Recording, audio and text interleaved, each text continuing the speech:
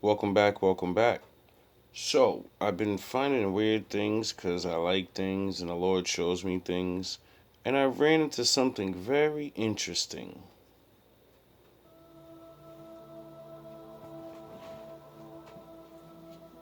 Jack Sparrow, from the Pirates of the Caribbean movies, also known as Birdie or Jack Ward, reverted to Islam later on in his life and changed his name to Yusuf Rees. He was an English-born pirate who joined and worked as a powerful Muslim admiral for the Ottoman Empire, operating out of Tunisia during the early 17th century. Did you know Captain Jack Sparrow's an actual real person?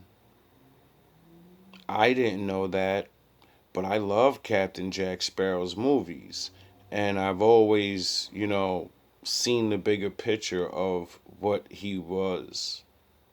He wasn't an idiot. He was a very smart man pretending to be an idiot because everyone doesn't expect an idiot to be smart, which thus teaches the lesson don't judge a book by its cover.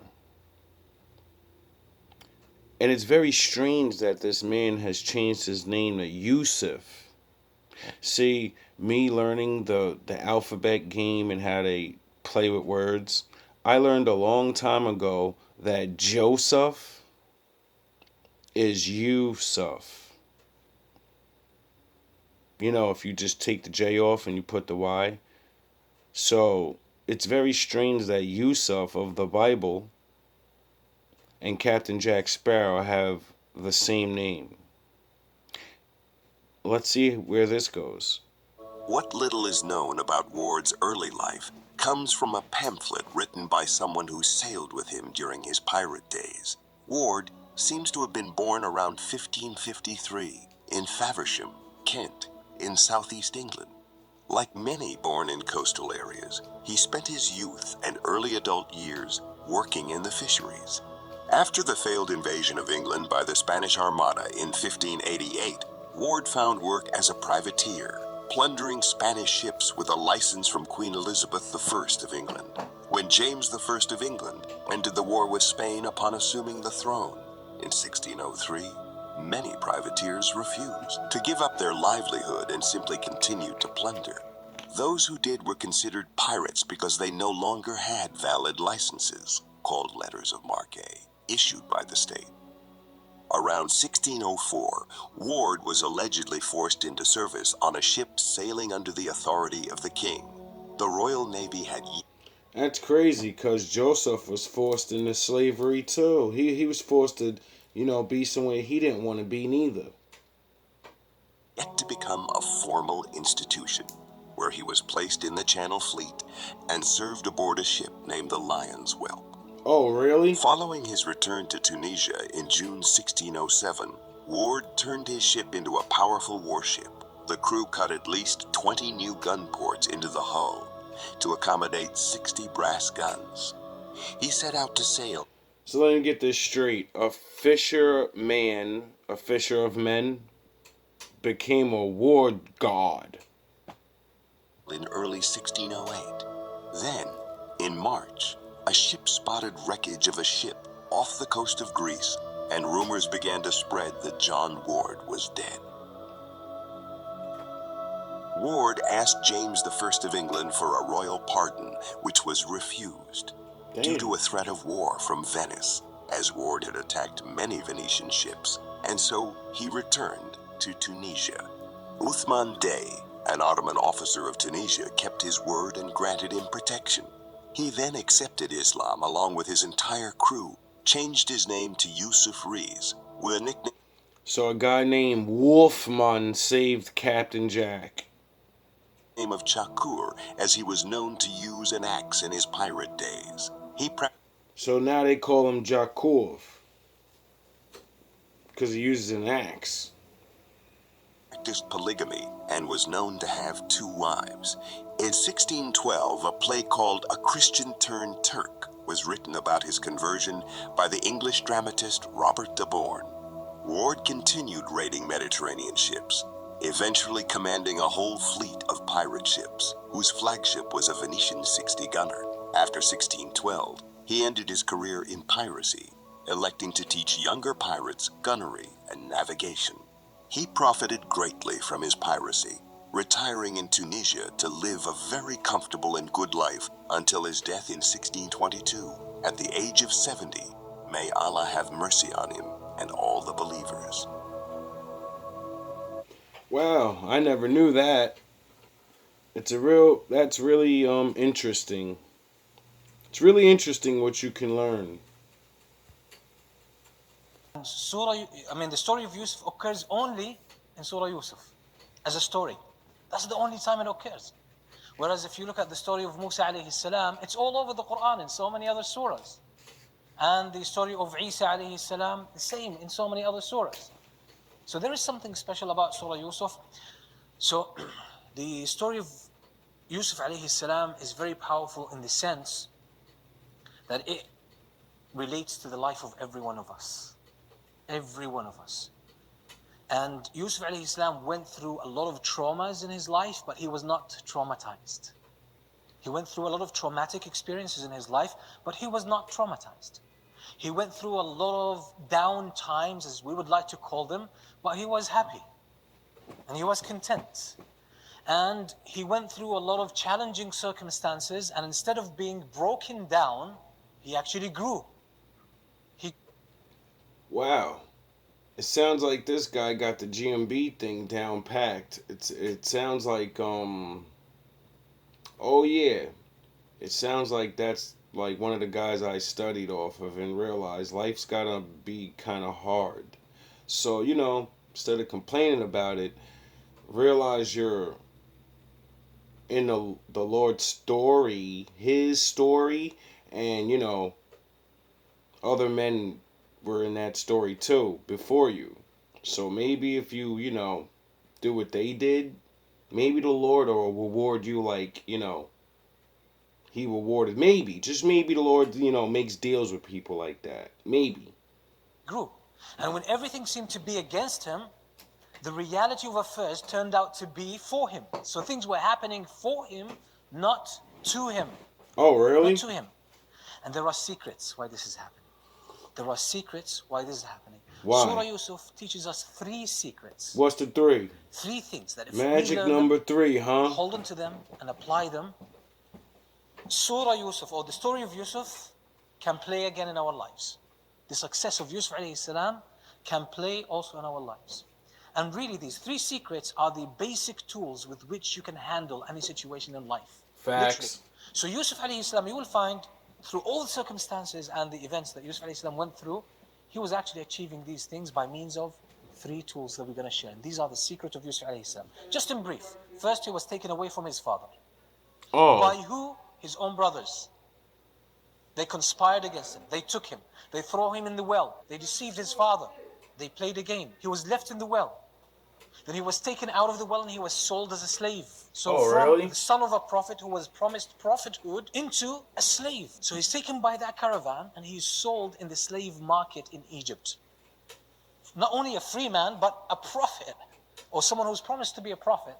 And now really? he goes down into this cascade of negative events to the point where he loses his freedom. He loses himself. There's no slave means you don't own yourself. Someone else owns you. You're a.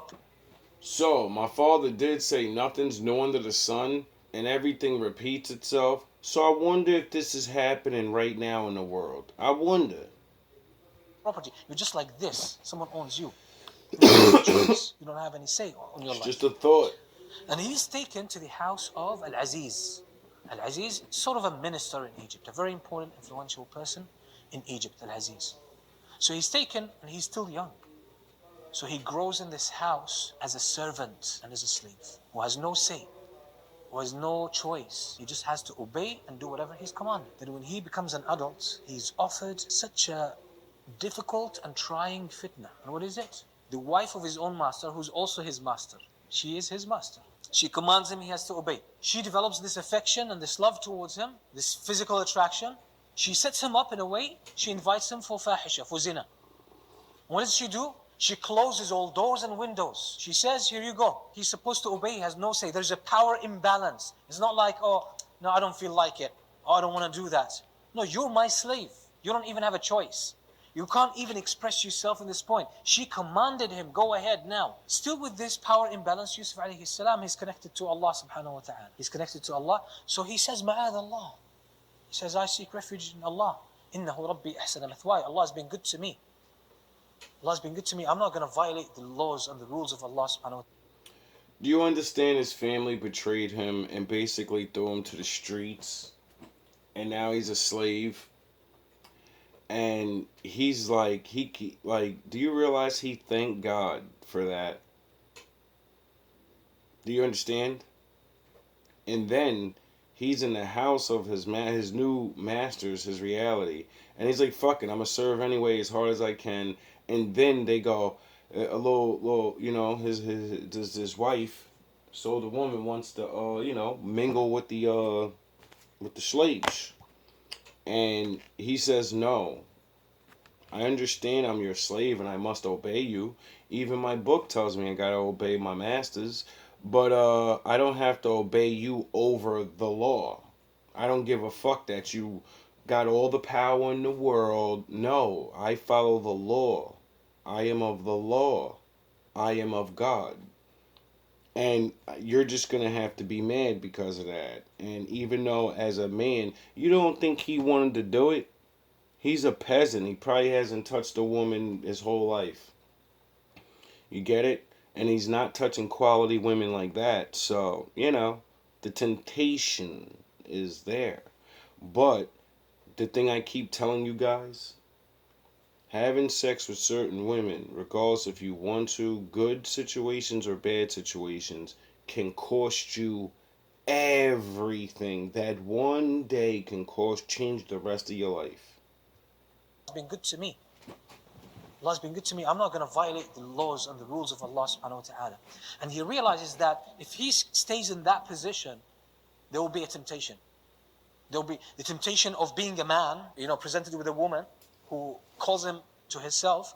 The temptation of him having less power in front of her and the pressure that she could exercise on him. All of this was a temptation. So he decided to get himself out of that. He rushes to the door. He finds his master by the door.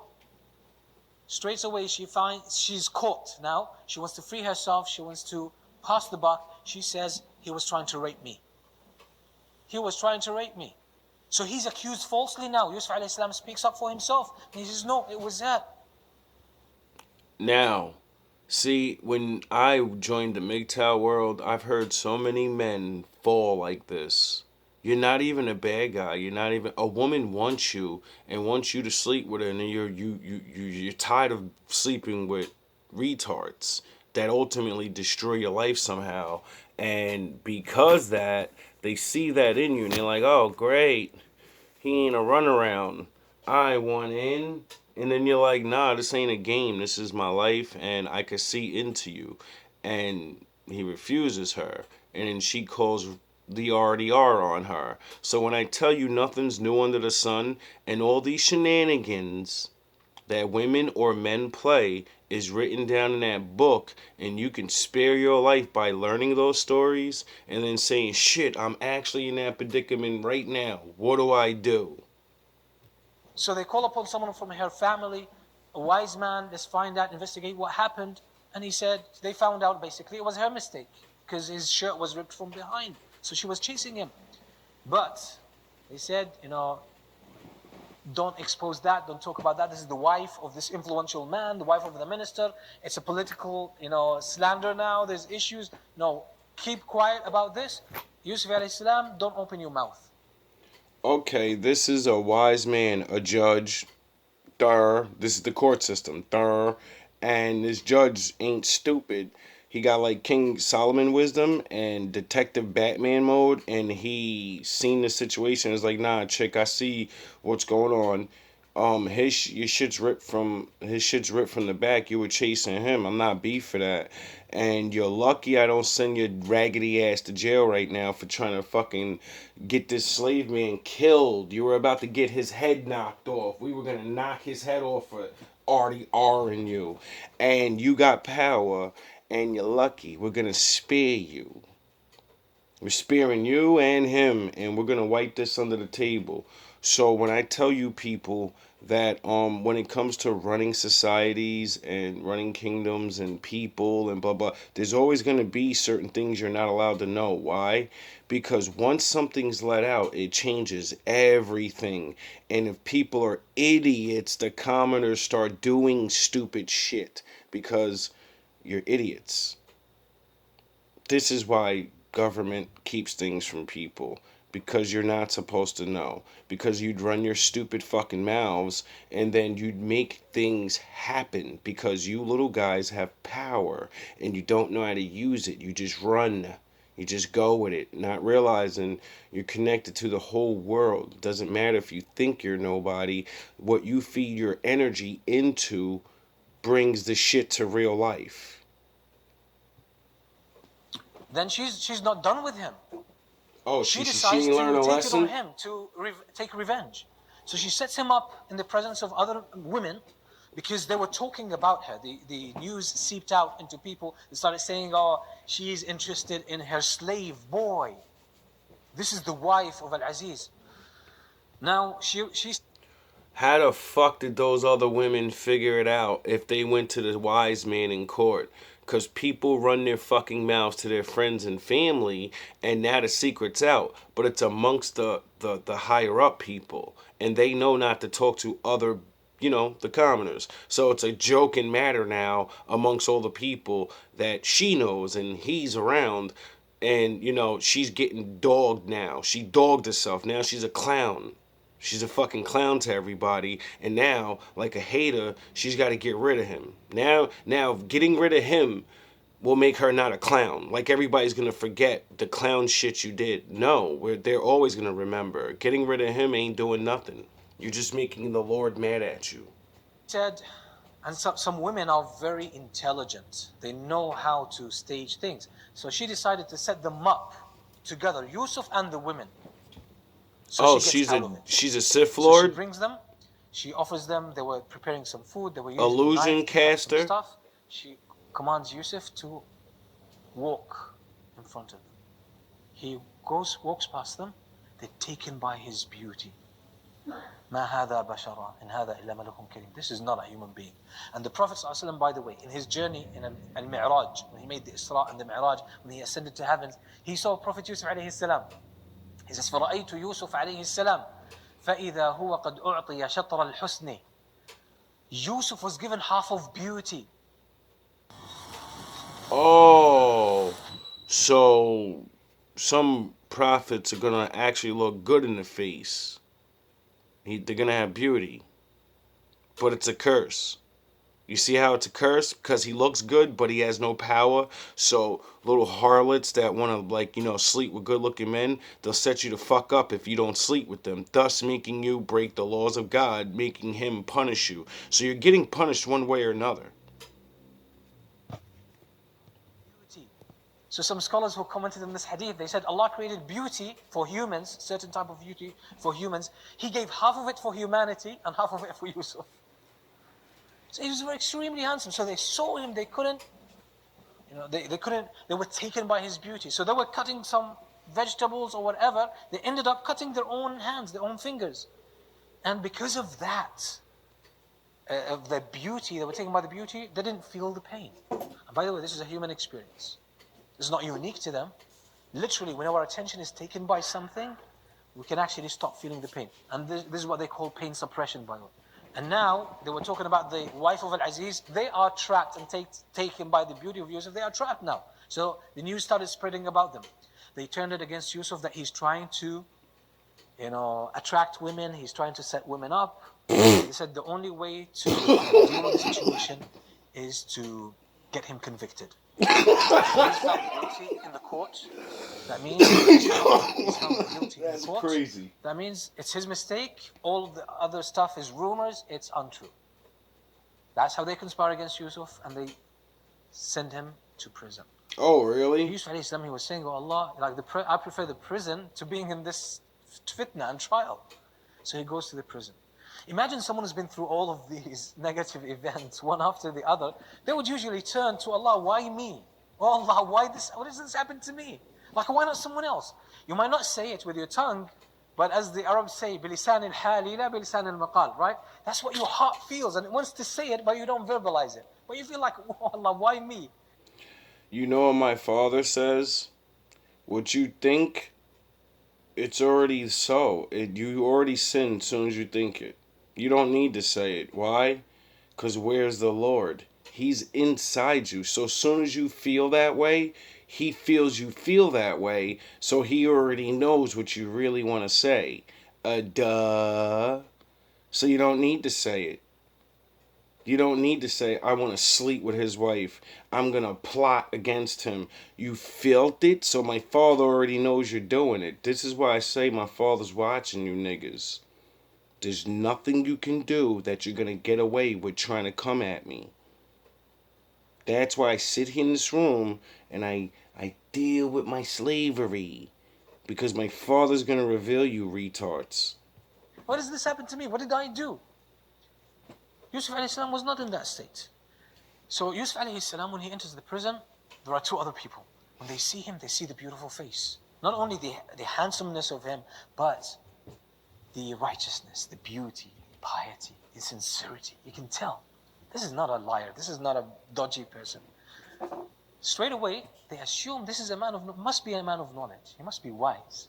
So they narrated their dreams to him. One of them said, "Inni arani a'siru khamra." I saw myself making wine. The other one said, "Inni arani ahmilu fawqa ra'si khubzan ta'kulu at-tayru minhu." I saw myself in my dream having bread over my head, and birds are eating from that bread. Yusuf alayhi salam understood with the interpretation of the dream. Don't forget, his first dream was interpreted by his father, and this was a... You know what my father calls his knowledge? Bread. The bread of life. Remember, Danny, how I taught you how to baptize yourself with the bread? Remember how I taught you how to eat the bread? The words, the scrolls, how Jesus said, eat the scroll, eat the bread. Read the book, burn it into your mind, and now you have eaten it. When you want to digest it, you go teach other people what you learned. promise of his prophethood. So before telling them about the dream, since these people are interested, he decides to tell them about something more important than their dreams, about Allah subhanahu wa ta'ala. Since they're open-minded, they're willing to listen to him, now it's time to tell them about Allah, because these people don't worship Allah, they associate partners with Allah. So he starts telling them about Allah, that he's the only one who has the right to be worshipped. He's the creator, the designer of the universe. Oh, really? And we should worship him, he's alone, we don't associate partners with him. And he started speaking about them. Then he says, Yo soy María Angélica Gómez Cortés. Oh, tengo really? 35 años. So they put him in jail, and he said, duh, I don't care. I'm just going to teach the Lord of these people. I'm going to show people the Lord here. That anywhere you send me is where I'm supposed to be. That's where I'm supposed to preach. That's where I'm supposed to be myself. So whatever you do is helping me. You think I'm losing, but I'm getting to fulfill my destiny, the thing I promised the Lord that I do. says, in the midst of all of this, imagine this predicament, this trial, he's put in prison unjustly, and in the first place he was taken from his father, all of these predicaments, then Yusuf alayhi salam, what is he? He's so chill, like he's so chill in the prison, he's not traumatized.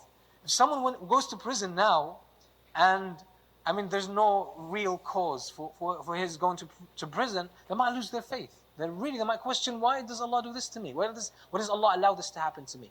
So Yusuf alayhi salam he turns to them, telling them about Allah. Then he says, ذَلِكَ مِنْ فَضْلِ اللَّهِ عَلَيْنَا وَعَلَى النَّاسِ وَلَكِنَّ أَكْثَرَ النَّاسِ لَا يَشْكُرُونَ. He's saying this is from the blessings of Allah subhanahu wa ta'ala upon us and upon people, but most people are unthankful. Man, you just put in prison and you're talking about thankfulness? You should be talking about oppression, right? We talk about oppression. We're oppressed and put in prison unjustly. The case is all fabricated. So he should start speaking and making a case, right? You guys, we need to rebel, we need to do this, we're put in prison, it's injustice, we have to stand for justice. No, it wasn't about this, it was about Allah. He said, there's so many blessings from Allah upon us, but most of us are unthankful. Then he says to them, this is from what Allah taught me,